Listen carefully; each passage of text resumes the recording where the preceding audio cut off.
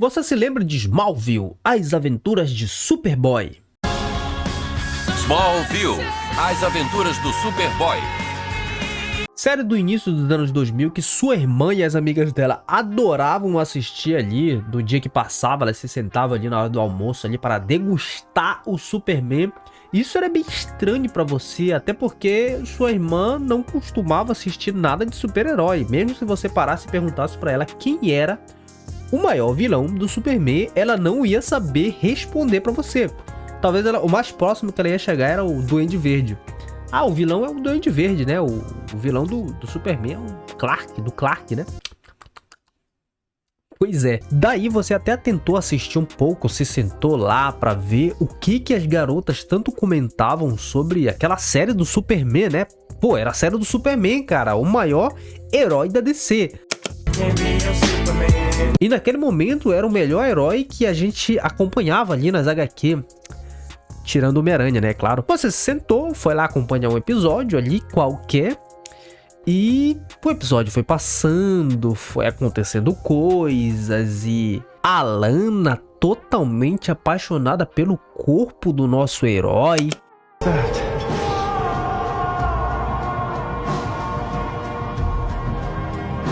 A gente vendo como funcionava ali, a galera que não gostava do Superman ali da escola, no caso do Clark, eles não sabiam que era o Superman, olha só que coisa. Mas, calma aí. Cadê os prédios explodindo? Cadê os carros voando? Cadê as lutas épicas? Cadê as batalhas estratosféricas? Cadê o Batman chegando e convidando ele para a Liga da Justiça? Não é isso, não é assim que eu conheço o Superman.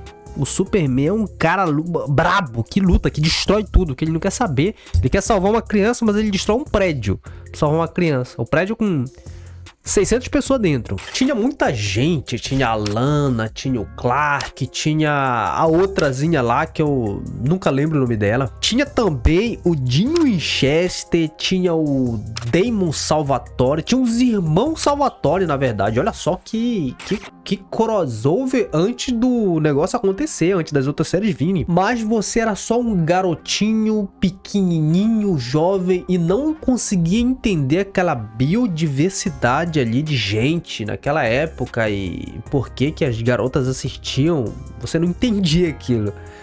Mas daí você cresceu. Estamos em 2026, faz 26 anos do início da série, no caso, cara, faz muito tempo isso. E olha só que bacana, a Netflix resolveu retransmitir a série para um público diferente, para um público rejuvenescido, uma galera ali entre 15, 16, 17 anos. Só que com uma cabeça diferente, né? A gente vai olhar a série com uma ótica diferente. Afinal, a gente vai dar uma nova visibilidade pro nosso jovem Superman e a sua turma. Isso era pra ser muito interessante. Na verdade, é pra ser muito interessante. Se bem que as antigas fãs do Superman não estão gostando disso. Do Superman não, do Superboy, do Smallville. Elas não estão nada agradável com essa notícia. Porque tem um público novo chegando que boa parte dele não é muito legal não.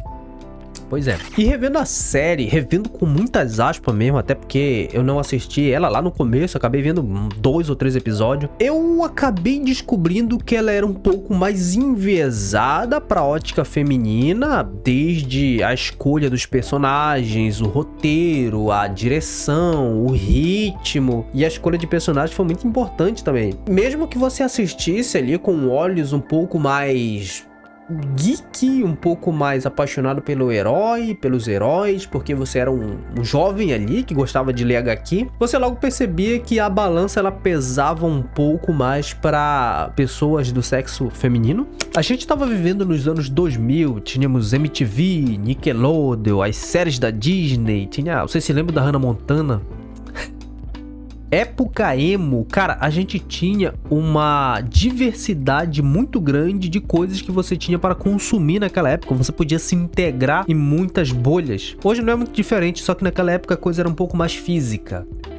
se vocês me entendem. Tínhamos uma diversidade muito maior de consumo de entretenimento abrangente pro público-alvo daquela época. Você podia escolher. E o público feminino tinha muita coisa para se consumir. Então, na escolha de personagem, a gente acabou tendo personagens como Tom Welling, Justin Hatley, acho que é assim que pronuncia, John Schneider, Ian Somerhalder, Jensen Ackles, Paul Wesley, Alan Ritchson, e eu não sei pronunciar o nome desses caras, porque que é assim, porque que tem que ser assim, o sobrenome ruim de pronunciar. Só que de uma coisa você acaba percebendo, que pra atuar em Smallville, As Aventuras de Superboy, você tinha que ser Chad Máximo. Cara, ali não era pra qualquer um não, meu amigo. E uma pergunta que você tinha lá no comecinho ali dos anos 2000, ali em meados dos anos 2000, aquela pergunta que pairava a sua cabeça: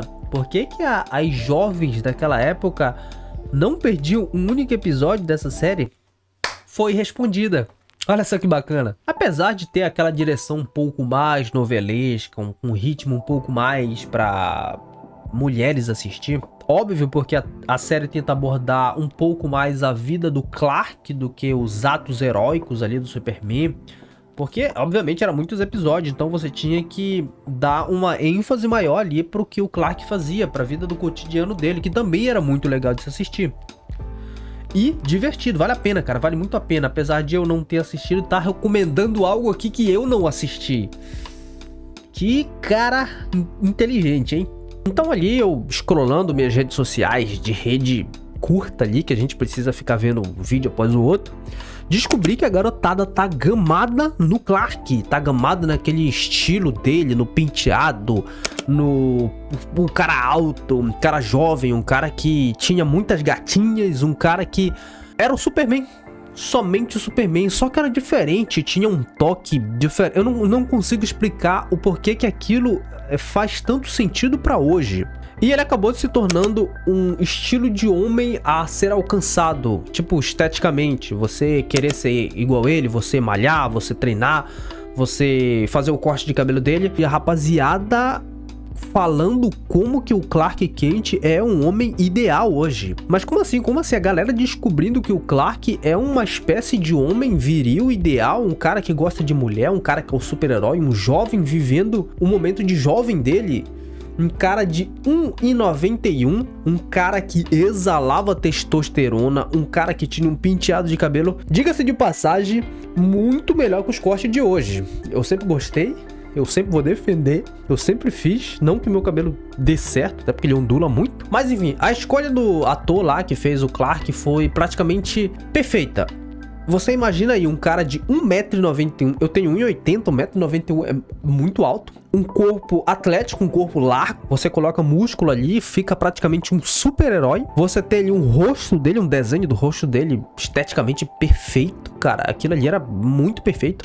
Nessa vibe de Smallville, a rapaziada começou a ver que tinha uma referência diferente. Tínhamos uma referência diferente lá no começo dos anos 2000, dos anos 90, dos anos 80, de homens. Uma estética que passou a ser um pouco mais admirável aos olhos e um pouco mais alcançável, porque se a gente for parar para analisar hoje, as referências que a gente tem de um homem esteticamente perfeito, daquele que você anseia alcançar para impressionar, sei lá, mulheres ou você mesmo, tá cada vez um pouco mais estranha. É um cara ou muito musculoso, careca, calvo, esteticamente não é agradável, um cara que é muito mais próximo da superficialidade do que da naturalidade, e isso muita gente não liga, mas se você vê pra uma galera que tá chegando agora, é interessante você fugir um pouco da coisa que tá acontecendo agora, do estilo de homem que tá vindo agora. E nessa brincadeira aí você via como o Clark gostava de mulher, como que não tinha tempo ruim, ele azarava mesmo, ele pegava mesmo, que hoje eu não sei se é proibido, se deixou de ser legalizado. Você não pode ter homens viril na tela, tá proibido. Você não pode ter um cara ali que exala testosterona, tá proibido. Eu não consigo entender o que aconteceu com a indústria cinematográfica, com a indústria de Hollywood, que a gente não pode ter uma série que a gente busque um referencial masculino para a gente se referenciar. Fez todo sentido. Você gostando ou não. E acima de tudo, ele era um super-herói. Ele lutava pelo bem, ele lutava pela justiça e morava no meio do mato, igual eu. Morava no nada. Aí tinha que ir pra escola lá com a D20 dele. Era maravilhoso. Sensacional. Smallville deixou muita lembrança não só para as pessoas que assistiam, mas também para eu, o tipo de pessoa igual eu, que via de relance, mas se lembrava do Clark, se lembrava de alguns acontecimentos ali. E mesmo que avançando no tempo, veio outra série de super-herói, parece que, sei lá, não sei se falta um molho, se falta alguma coisa, mas parece que era feito com muito mais identidade, com muito mais pensando em quem ia assistir.